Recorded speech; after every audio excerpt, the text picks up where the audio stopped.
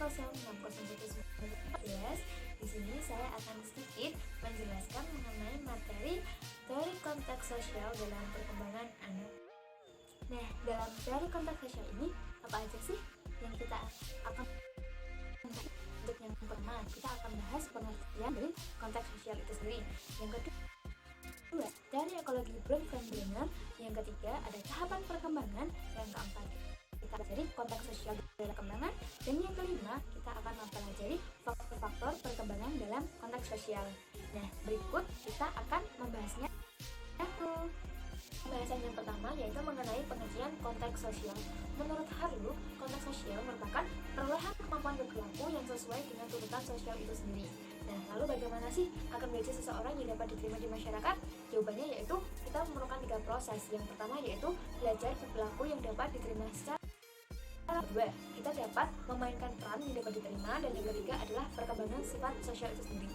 Lalu menurut Susanto, pengertian dari teori konteks sosial merupakan pencapaian kematangan dan hubungan sosial, atau dalam arti lain itu kita dapat menyesuaikan diri terhadap norma-norma, moral, kemudian kita dapat berkomunikasi dan bekerjasama dengan orang di sekitar kita.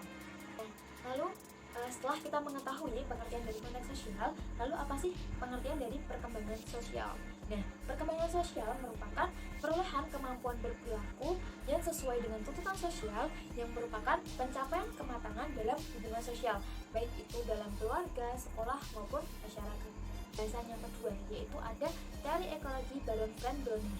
Nah, dalam teori ini terdiri dari 5 sistem yang meliputi interaksi interpersonal sampai ke pengaruh kultur yang lebih luas.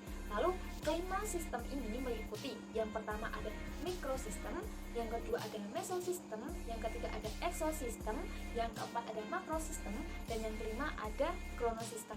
Berikut kita akan menjelaskan dari kelima sistem tersebut. Kita akan membahas mengenai mikrosistem.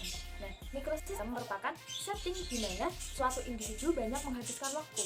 Dalam teori ini, seorang murid tidak hanya memperoleh informasi secara pasif, tetapi juga melakukan suatu interaksi timbal balik dengan orang lain dan membantu mengkonstruksi. Jadi seperti ini, seorang murid belajaran tidak hanya mereka semata-mata memperoleh informasi dari seorang guru, tapi juga melakukan suatu interaksi seperti seperti tanya jawab kepada seorang guru. Ketika murid bertanya, pasti seorang guru akan menjawab. Nah, dalam hal itu disebut antara interaksi timbal balik dengan orang lain. Nah, selanjutnya setting yang kedua yaitu ada eksosistem.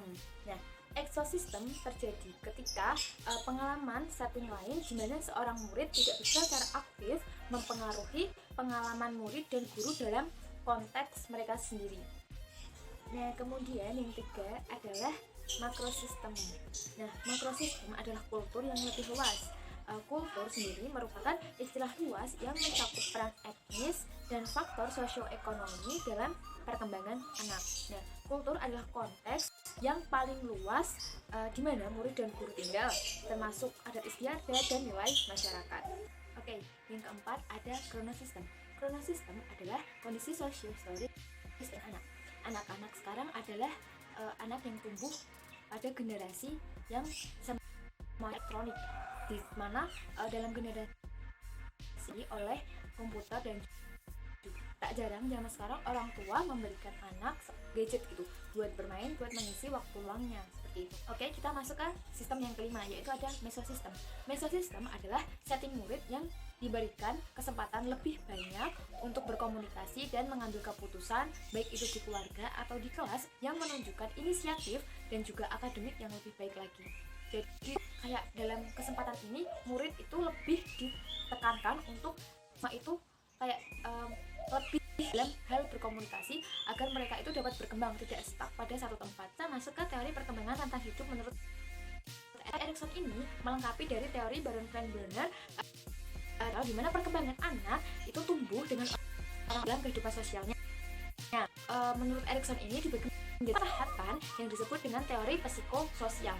Tahapan yang pertama itu pada tahap bayi, kemudian tahapan yang kedua yaitu masa kanak-kanak awal, tahap itu masa kanak-kanak awal hingga remaja, tahapan yang keempat itu masa kanak-kanak, tahapan yang kelima yaitu tahap yang keenam yaitu masa dewasa muda, dewasa menengah, masa dewasa akhir. Selanjutnya kita masuk ke topik pembahasan yang ketiga, yaitu mengenai tahapan perkembangan. Untuk tingkatan yang pertama yaitu sejak dimulai umur 0,4 atau 0,6 tahun anak mulai reaksi positif terhadap orang lain. Antara lain ia akan tertawa ketika mendengar suara orang lain. Seperti contohnya gini, ketika bayi sedang diajak bercanda sama orang tuanya, bayi itu akan merespon positif, entah itu tertawa atau hanya menggerakkan tangannya atau kakinya, seperti itu. Tingkatan yang kedua yaitu adanya rasa bangga dan segan yang terpancar dalam tersebut dapat mengulangi yang lainnya juga itu. Selanjutnya ketika tahun anak itu akan timbul perasaan simpati dan juga antipati kepada orang lain, baik yang sudah dikenal maupun yang belum dikenalnya. Selanjutnya pada tingkatan keempat yaitu masa akhir tahun kedua, anak setelah menyadari akan pergaulannya dengan anggota keluarga, anak itu akan timbul keinginan untuk campur dalam gerakan dan juga perilaku dari anggota keluarga tersebut. Dengan kata lain, anak itu akan meniru apa saja gerakan dan perilaku yang sudah dicontohkan oleh anggota keluarganya. Untuk tingkatan yang kelima, yaitu ketika anak sudah memasuki usia 4 tahun, anak itu akan ingin mencoba bergaul dengan teman seusianya. Mereka itu biasanya akan membentuk sebuah kelompok kecil yang beranggota 2-3 orang. Akan tetapi dari itu, maka anak tersebut akan berpotensi bertengkar itu lebih banyak. Kemudian pada tingkatan yang keenam, pada usia 5-6 tahun, ketika memasuki sekolah, anak lebih mudah bermain dalam lingkup satu kelompok besar. Ia juga akan lebih kayak gimana ya, memilih-milih antara temannya yang akan diajak mereka untuk bermain. Biasanya itu mereka memilih teman itu dari tetangga ataupun teman sekolahnya. Topik yang keempat yang akan kita bahas yaitu tentang konteks sosial dalam perkembangan. Untuk yang pertama yaitu ada teman sebaya. Sebaya merupakan orang dengan tingkat umur dan kedewasaan yang kira-kira sama dengan kita. Teman sebaya itu sangat penting buat perkembangan anak karena teman sebaya itu berfungsi untuk memberikan dunia di luar keluarga. Kemudian yang kedua yaitu sekolah. Sekolah dalam konteks sosial ini sangat bervariasi, mulai dari kanak-kanak hingga remaja. Lalu yang ketiga itu ada transisi ke sekolah dasar. Nah, saat menjalani transisi ke sekolah dasar, mereka berinteraksi dan mengembangkan hubungan dengan anak baru sekolah yang memberikan banyak sumber ide untuk memberikan pemahaman tentang diri mereka sendiri. Jadi mereka itu dapat melakukan perbandingan antara diri mereka dengan orang lain. Selanjutnya adalah sekolah untuk remaja.